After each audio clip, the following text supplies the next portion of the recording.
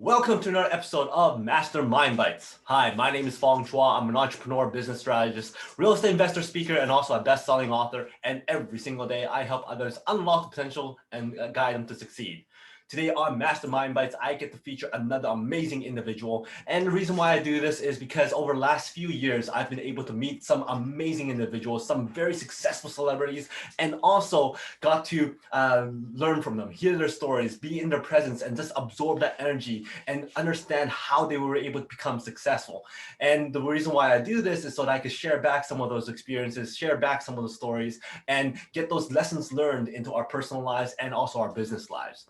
Now, today I'm very excited to be able to talk about Mr. Mark Wahlberg. This guy is so disciplined, so hardworking. He's not just an actor. He's an entrepreneur, very, very successful business person, has lots of different brands, and also is a producer and does so many different things and is just so driven to succeed. But it didn't start off that way. In fact, he had a really, really rough start. He's the youngest of 9 kids. And therefore, because his parents were so busy working all the time, providing for the family, he was kind of free to roam around and do whatever he wants. And as somebody so young, he just learned the street life and got into a lot of trouble. Actually quit school at the age of 13, never got his high school diploma, quit during the time of, I think it was his 9th grade, and just did all the stuff that lots of kids should not be doing. And in fact, he got arrested. Now, right before he got arrested, he was actually going to be a part of the boy band, New Kids on the Block, with his brother Donnie. And at that time, the band hasn't formed yet, but they were in talks and they were writing music and songs and going into dance classes and voice lessons and all that kind of stuff. And he actually made a decision that, you know what, this isn't for me, and just kind of quit that whole venture. And then once he got arrested, he was actually sitting there watching New Kids on the Block making millions of dollars and performing on stages. In fact, that actual band performed at the jail he was at, and people make fun of him saying, what, you gave up that opportunity and look where you are at now. So the fact that he got arrested was actually a very, very big wake-up call for him. He sat there and he started to think about what he had to focus on. He had to think about, is this what he wanted in his life? Should he still be surrounding himself with the people that he was with and the people that he was having fun with and all that kind of stuff? And he made a decision right there and then that he needed to make change. He needed to do more for himself. He looked at what he was, the pain he was causing his family, the disappointment he was causing his parents, and he just made that decision that he needed to make a change. But he also didn't want to just be talking about it. He wanted to prove that he was going to change based on his actions, and he absolutely did that because he started looking up to different people. The thing is, when the people are always there, people that you can follow and emulate and learn from are always there. It's just a matter of you looking for those right people and following them and choosing not to follow people that you followed before or follow the people that is not a good influence on you.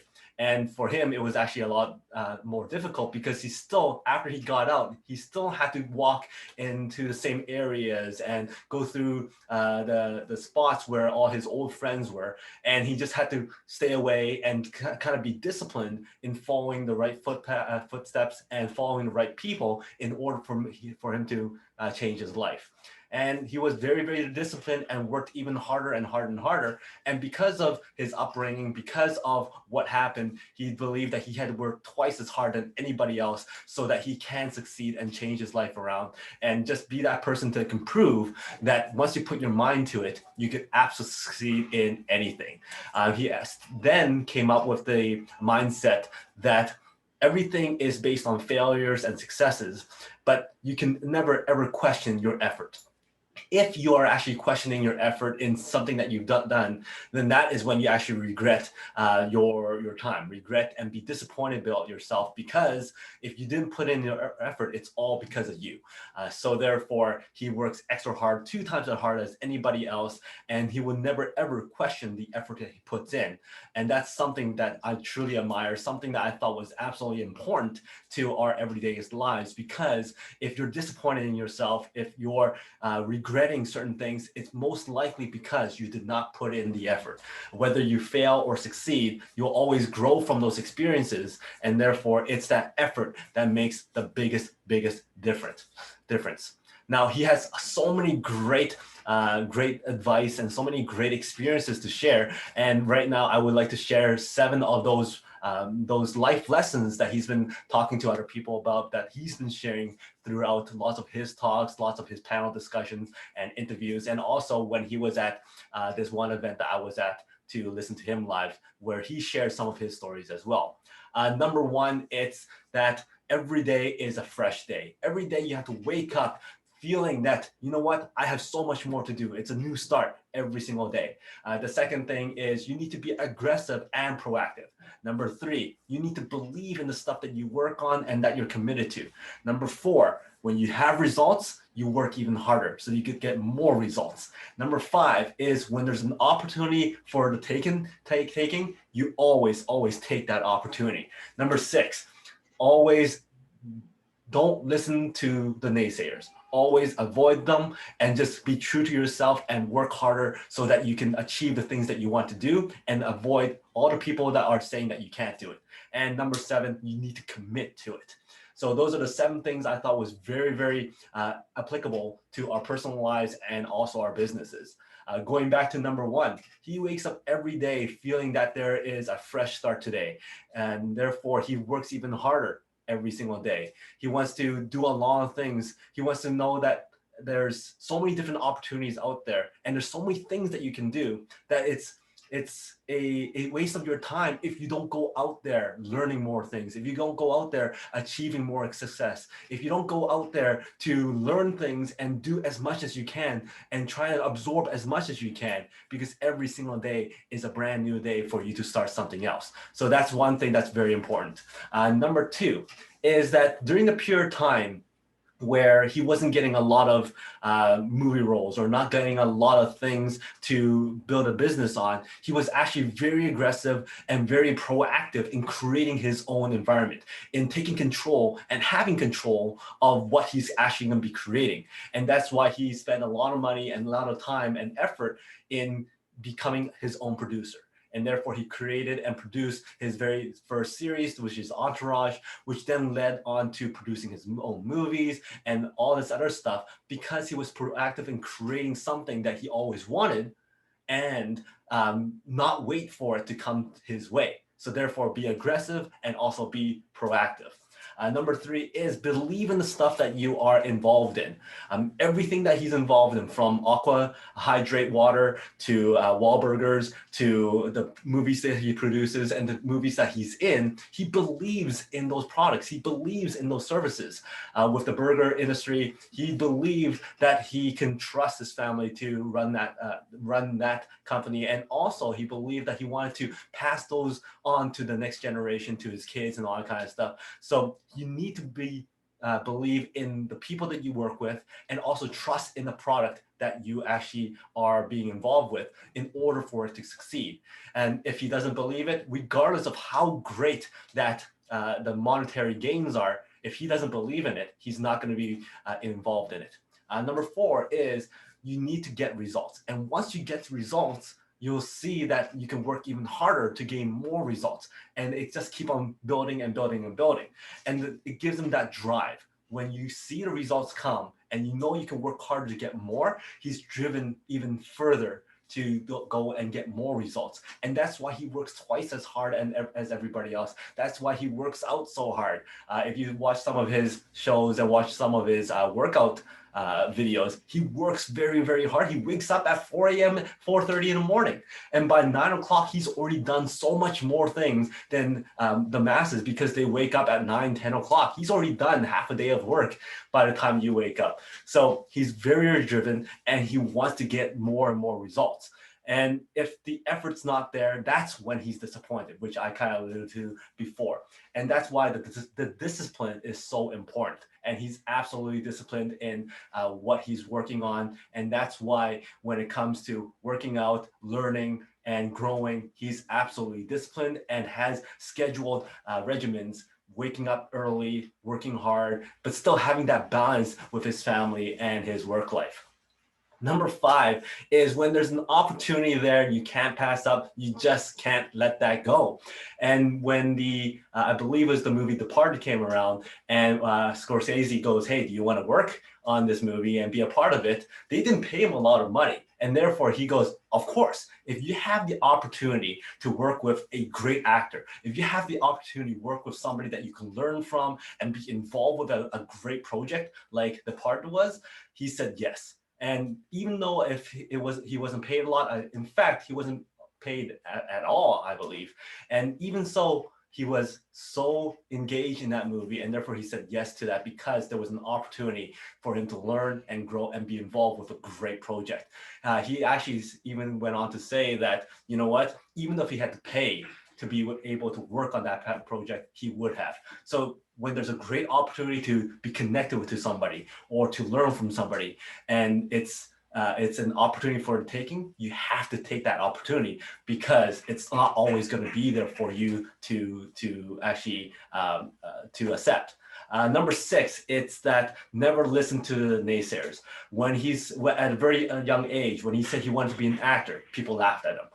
His joke is that when at the young age, when he said he wanted to be an actor, people beat him up first and then they laughed at him. When he said he wanted to be a producer, people laughed at him. When he said he wanted to be a restaurant owner, people laughed at him. When he said he wanted to do comedy or become a serious actor or become all different types of genres, he wants to do it all, people laughed at him. And where are they now? In fact, he's done all the stuff that he said he wanted to do. He's become an actor, he's become a restaurant owner, he's become an entrepreneur. He's done all different types of genres of movies because he kind of pushed away all the naysayers and focused on what he wanted. And number 7 is being committed to everything that you do. In the movie The Fighter, it was actually a movie that didn't have that much hype and didn't have that many people supporting it. In fact, it took 4 years before they even started filming the very first shot of that movie because it took 4 years for that movie to actually get approved and picked up. But in fact, he was actually training and was working out and learning from the best for 4 years to get to that point because he was absolutely committed. He was so involved and so driven and so had so much belief in that project that even before the movie got picked up, he built a gym in his home. He had an official ring in his home so that he could train, so that he can look the part. He didn't want to be an actor to look like a boxer. He wanted to look like a boxer who could win a champion.